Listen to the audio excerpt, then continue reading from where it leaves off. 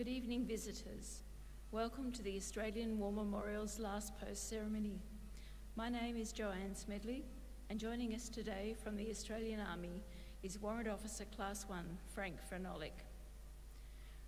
We warmly welcome the family of Private Clarence Sydney Godding, whose story will be told shortly. We welcome the veterans who have served, those that are still serving, and the families that support them. We acknowledge the members of RSL and Services Clubs Association, RSL Victoria and RSL Queensland, who are watching the broadcast of this ceremony across Australia. During this evening's ceremony, wreaths will be laid at the base of the pool of reflection by family and visitors. Please stand and join in the singing of the national anthem.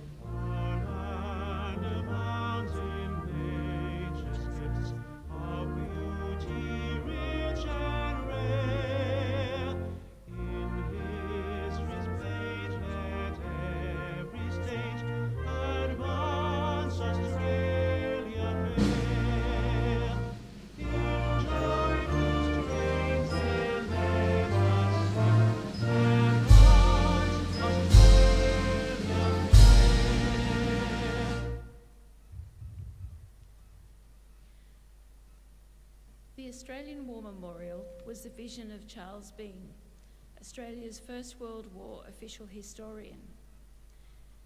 Bean landed with the Australian troops on Gallipoli and stayed with them at the front through to the end of the war.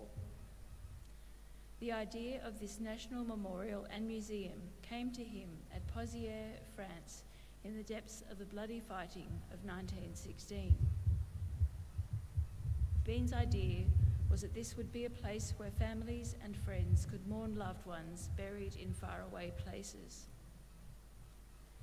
It would also be a place that could help all Australians understand what these men and women had endured and what they had done for us. Bean's vision, to which we remain true, is best expressed as inscribed in the entrance at the memorial's galleries. Here is their spirit, in the heart of the land they loved, and here we guard the record which they themselves made. Tonight we will read the story behind just one of those on the Roll of Honour, which lists the names of more than 102,000 men and women who have given their lives for us in war and operations for more than a century. But first we present a lament, Flowers of the Forest. Wreaths of floral tributes will now be laid at the base of the pool of reflection.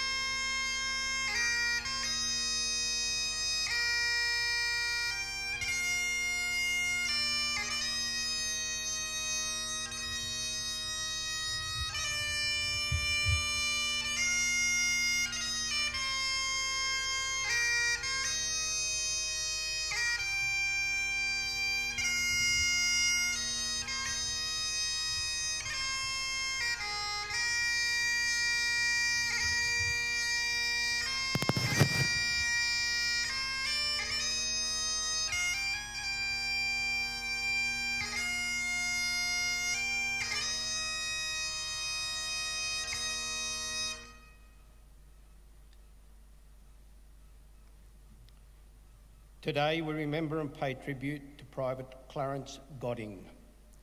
Clarence Sydney Godding was born in 1898 in Grafton, New South Wales, one of three sons born to Charles and Florence Godding. Charles had served in the Boer War and was for many years warder in Grafton Jail. Young Clarence attended Grafton Public School and went on to work as a farmhand.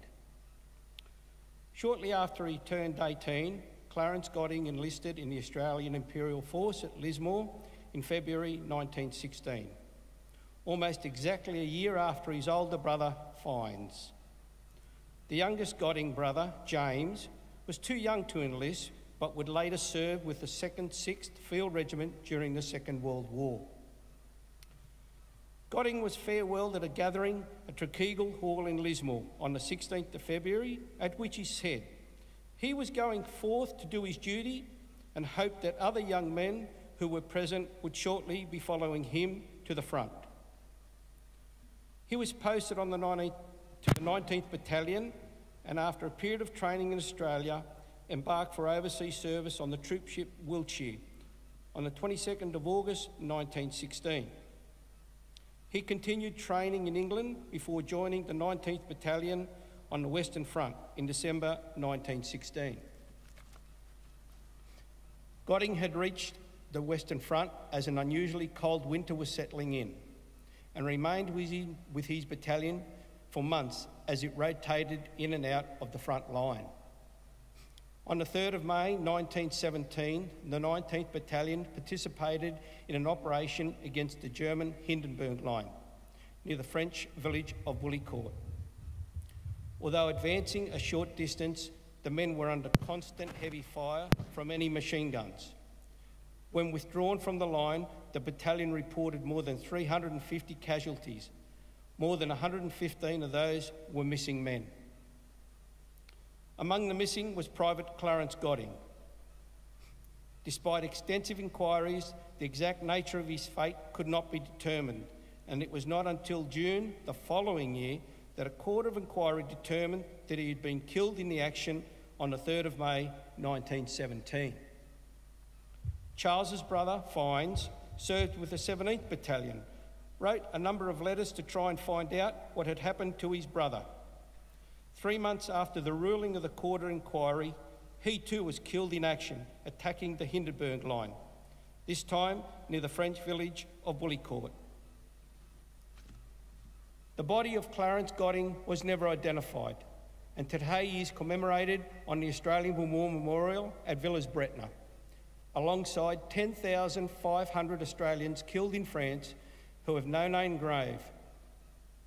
He was only 19. His name is listed on the Roll of Honour on my right, among almost 62,000 Australians who died while serving in the First World War. This is but one of many stories of service, in fact sacrifice, told here at the Australian War Memorial. We now remember Private Clarence Godding, who gave his life for us, for our freedoms, and in the hope of a better world.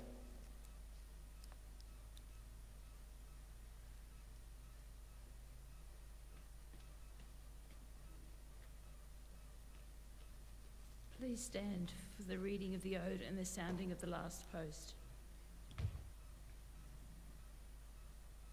They shall not grow old as we that are left grow old. Age shall not weary them, nor the years condemn. And at the going down of the sun, and in the morning, we will remember them. We will remember them.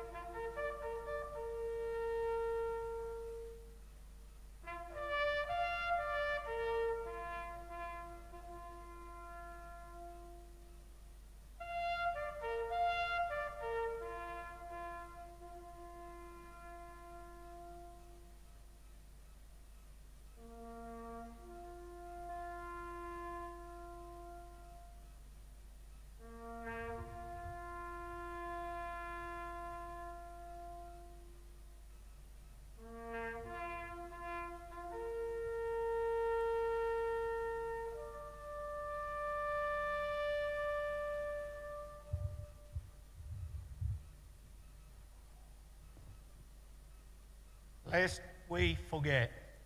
Lest we forget.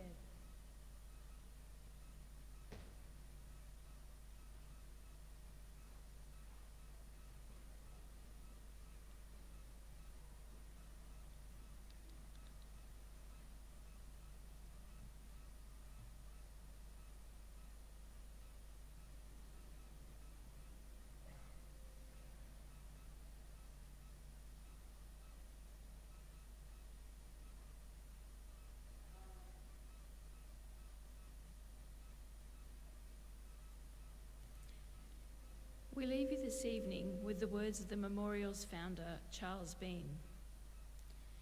Many a man lying out there at Poziere or in the low scrub at Gallipoli with his poor, tired senses barely working through the fever of his brain has thought in his last moments, well, it's over. But in Australia, they will be proud of this. Ladies and gentlemen, that concludes the last post ceremony. We thank you for visiting the Australian War Memorial and wish you a very good evening.